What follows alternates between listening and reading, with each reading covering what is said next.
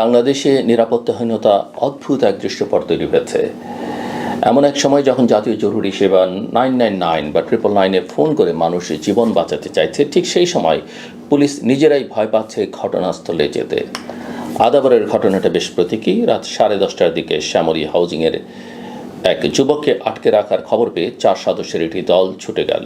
আর সেখানে 8 থেকে 10 জনের মব হামলা, কনস্টেবল আলামিন দায়ের কোপে জখম, পুলিশ ভ্যান ভাঙচুর।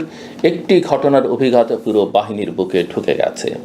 ডিএমপির কর্মকর্তারা এখন খোলামেলা বলছেন, আমাদের ভেতরে ভয় ঢুকে গেছে। জরুরি কল মানেই যে ঝুঁকির আধার, সেই বোধ তাদেরকে আটকে দিচ্ছে। কখনো ঘটনাস্থলে যেতে দেরি, কখনো আবার একেবারেই না যাওয়া। নরসিংদীর শিবপুর বা গাইবান্ধার সাগাটার উদাহরণগুলো দেখিয়ে দিচ্ছে রাষ্ট্রীয় সেবা আর নাগরিকের আস্থা দুটোই খসে পড়ছে। এই ভয়টা কোথা থেকে এলো? কেবল মবের হাতে আক্রান্ত হওয়ার আশঙ্কা নয়, এর পেছনে আছে বছরের পর বছর জমে থাকা জন অভিশাপ।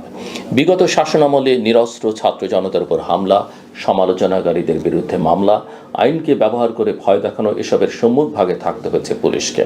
গণ অভ্যুত্থানের পর সমীকরণ পাল্টেছে, কিন্তু মানুষের মনে যে ক্ষোভটা জেগেছিল তা রাতারাতি তো ধুয়ে যায় না। অনেক থানায় জনতা সরাসরি গিয়ে চাপ তৈরি করেছে। অনেক জায়গায় পুলিশ কর্মকর্তারা টার্গেটেড আক্রমণের ভয়ে মাঠ পর্যায়কে লো প্রোফাইল করে রেখেছেন।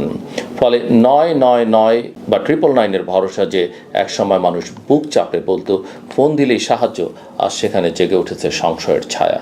সরকারি পরিসংখ্যান বলছে 2017 থেকে 2024-এর এপ্রিল পর্যন্ত 6 কোটির বেশি কল এসছে, কিন্তু সেই সংখ্যার আড়ালে যে অভিজ্ঞতা, কখনো সাহায্য আসছে না, কখনো ফোনেই মীমাংসা করতে বলছে কেউ, আবার কোথাও টাকা লাগবে, এসব গল্প সোশ্যাল মিডিয়া থেকে লোকমুখে দ্রুত ছড়িয়ে পড়ছে। আস্থা একবার ভাঙলে ওটার ঘোষণায় জোড়া লাগে না, বাস্তবে বদল চাই। এখানে অন্তর্বর্তী সরকারের একটি মৌলিক কাজ ছিল পুলিশকে শাস্তিমুখী রাষ্ট্রযন্ত্র থেকে প্রকৃত সেবাদাতা প্রতিষ্ঠানে ফিরিয়ে আনা। মানে টহলে গেলে তারা যেন সংখ্যায় কম না থাকে, সুরক্ষিত থাকে, ঘটনাস্থলে ভিডিও, অডিও, বডিগ্যামের উপস্থিতি থাকে, অপারেশনাল প্রোটোকল হয় স্বচ্ছ এবং জবাবদিহিমূলক। 2টা টিম পাঠাই বললেই দায়িত্ব শেষ নয়। মাঠ পর্যায়কে দৃশ্যমান নিরাপত্তা দিতে হবে, যাতে তারা বুঝতে পারে রাষ্ট্র তাদের পাশে আছে। আর সমান্তরালে নাগরিকদের দিকেও বার্তা যেতে হবে, মব জাস্টিস স্বাভাবিক নয়, বরং শাস্তিযোগ্য। সমস্যার সমাধান আইনের পথে, পঞ্চির দাপে নয়। আইন শৃঙ্খলার এই সামাজিক কন্ট্রাক্টটাই এখন ভেঙে আছে। রাজনীতির ময়দানে একসঙ্গে চলছে আরেক টানাপোড়েন, আনুপাতিক প্রতিনিধিত্ব নিয়ে অদৃশ্য কিন্তু তীব্র তর্কাশাকষি। বৈষম্য বিরোধী ছাত্র আন্দোলন যখন কোটা সংস্কার থেকে হাসিনা সরকারের পদ থেকে পৌঁছালো, তখনও কারো মুখে আনুপাতিক ভোট ব্যবস্থার কথা শোনা যায়নি। ওটা এলো পরে, যখন নির্বাচনের দিনক্ষণ নিয়ে বাস্তব আলাপ শুরু হলো। রাজনৈতিক হিসাব সোজা, যে দল আসনভিত্তিক ভোটে পিছিয়ে পড়বে তারা চায় ভোটের অনুপাতে আসন বণ্টন হোক, যাদের গ্রাউন্ড গেম শক্তিশালী তারা চায় বর্তমান সিস্টেমে নির্বাচন হোক। জামায়াত বা নতুন কিংস পার্টি হিসেবে পরিচিত শক্তিগুলোর জন্য আনুপাতিক পদ্ধতি মানে কম সংগঠন, কম প্রার্থী, কিন্তু মোট ভোটের উপর নির্ভর করে সংসদে সম্মানজনক উপস্থিতি। অন্যদিকে বিএনপি বাস্তববাদী এক হাইব্রিড প্রস্তাব তুলেছে, দ্বিকক্ষ পার্লামেন্ট, যেখানে উচ্চকক্ষে আনুপাতিক প্রতিনিধিত্ব, এতে নীতিগত সংস্কারের একটা জানালা খোলা থাকে, কিন্তু নিম্নকক্ষের মাঠে সংখ্যাগরিষ্ঠতার খেলাও জারি থাকে। কিন্তু এখানে দুটো অবিচ্ছেদ্য শর্ত আছে। প্রথমত, অন্তর্বর্তী সরকার সংবিধানের মৌলিক রদবদল করার ম্যান্ডেট রাখে না। তাদের কাজ সংস্কারের খসড়া তৈরি, আলোচনার প্ল্যাটফর্ম, প্রশাসনিক স্বাভাবিকতা ফেরানো, এর বেশি নয়। তাই আগামী নির্বাচনে হঠাৎ করে আনুপাতিক পদ্ধতি চালু, এটা প্রায় অবাস্তব। দ্বিতীয়ত, যেসব দেশে আনুপাতিক পদ্ধতি চলে সেখানে থ্রেশহোল্ড থাকে, 4 বা 5% নিচে ভোট পেলে সংসদে ঢোকা যায় না। উদ্দেশ্য পরিষ্কার, খণ্ডিত ছোট ছোট দল দিয়ে সংসদকে অস্থিতিশীল হতে না দেয়া।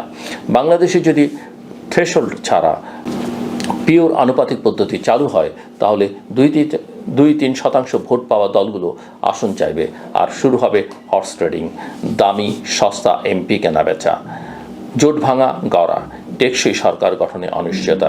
ইতিহাস আমাদের শিখিয়েছে দুর্বল জোট সরকার মানেই প্রশাসনিক ক্লান্তি, অর্থনীতির নড়বড়ে হাঁটাচলা আর নীতিগত সিদ্ধান্তে দোদুল্যমানতা। এদিকে মানবাধিকার ও গণমাধ্যম ক্ষেত্রে এক ধরনের ডেজাভু কাজ করছে। SAHR এর পর্যবেক্ষণ বলছে, নারী ও সংখ্যালঘুদের নিরাপত্তা সংকট বেদনাদায়কভাবে বেড়েছে। মব হিংসা আর প্রতিহিংসামূলক আক্রমণ নতুন স্বাভাবিক হয়ে যাচ্ছে। একই সঙ্গে আগের সরকারের দমনমূলক আইনের ব্যবহার, বিশেষ ক্ষমতা আইন, সন্ত্রাস দমন আইন, সাইবার নিরাপত্তা আইন বন্ধ হওয়ার বদলে বহু ক্ষেত্রে জারি আছে।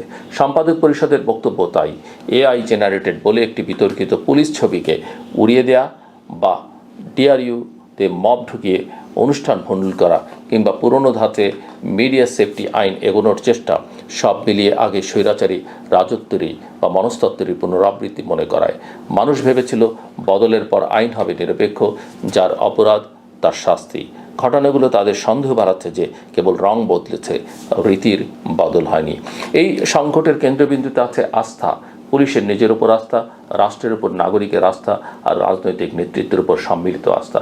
আস্থা ফেরানোর কাজটা বড় বড় ঘোষণায় নয়, ছোট ছোট প্রাত্যহিক পরিবর্তনে। 999-এ ফোন দিয়ে কেউ সাহায্য চাইলে রেসপন্স টাইম, টিম এবং তার size, body cam footage, operational report সবই হতে হবে স্বচ্ছ এবং অডিটেবল। দুর্নীতির অভিযোগ উঠলে ইউনিট বাই ইউনিট তদন্তে দৃষ্টান্তমূলক ব্যবস্থা দিতে হবে, যাতে পরের বার ঘুষ চাইতে কেউ 10 বার ভাবে। মাঠ পর্যায়কে রিস্ক শেয়ারিং মেকানিজম দিতে হবে। যে অফিসার ঝুঁকি নিয়ে এগুলেন তাকে আইনি ও প্রশাসনিক সুরক্ষা নিশ্চিত করতে হবে। আর নাগরিক পক্ষকেও কুইক রেসপন্স উইটনেস প্ল্যাটফর্ম চাই। ফোনে শুধু অভিযোগ নয়, ভিডিও প্রমাণ নিরাপদে আপলোডের নিশ্চয়তা। মব হিংসায় যারা নেতৃত্ব দেন তাদের দ্রুত বিচার, দ্রুত রায়, দ্রুত দৃষ্টান্ত। রাজনীতির খাতায় আনুপাতিক প্রতিনিধিত্ব নিয়ে যে পাওয়ার ক্যালকুলাস চলছে তার সঙ্গে সমান্তরালে দরকার আনুপাতিক মানে কি, থ্রেশহোল্ড কয় শতাংশ হওয়া উচিত, অঞ্চলে অঞ্চলে আসন বণ্টনের সূত্র কী হবে, জোট রাজনীতির নৈতিক সীমা কোথায়। এই প্রশ্নগুলোকে পার্টি অফিসের বোর্ডরুমের আটকে রাখলে চলবে না। বিশ্ববিদ্যালয়, সংবাদ মাধ্যম, সিভিল সোসাইটি সব জায়গায় যুক্তির ভাষায় এগুলো খুলে বলা দরকার। গণভোটের কথাও টেবিলে রাখা যেতে পারে, কিন্তু গণভোট মানে হ্যাঁ বা নার আবেগী রায় নয়। তার আগে প্রয়োজন জনশিক্ষা, বিশ্বস্ত তথ্য, নিরপেক্ষ মডেলিং। শেষ কথা, বাংলাদেশ এই মুহূর্তে দ্বিমুখী সংকটে। একদিকে পুলিশ ভয় পঙ্গু, অন্যদিকে দলগুলো নিজেদের সুবিধার অঙ্ক কষতে ব্যস্ত। এর মধ্যে সাধারণ মানুষ রাস্তায় নিরাপত্তা পাচ্ছে না, আবার ভোটের খাতায়ও তারা কেবল পরিসংখ্যান। যদি সত্যি আমরা বদলের স্বপ্ন দেখি, তাহলে প্রথম কাজটি আস্থা পুনর্গঠন।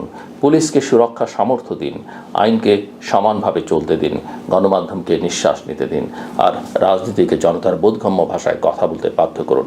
নির্বাচন হোক সময় মতো, নিয়ম মাফিক, স্বচ্ছ প্রক্রিয়ায়। অনুপাতিকের জটিল অঙ্ক যতই থাকুক, রাষ্ট্রের সহজ সমীকরণটা কিন্তু পরিষ্কার।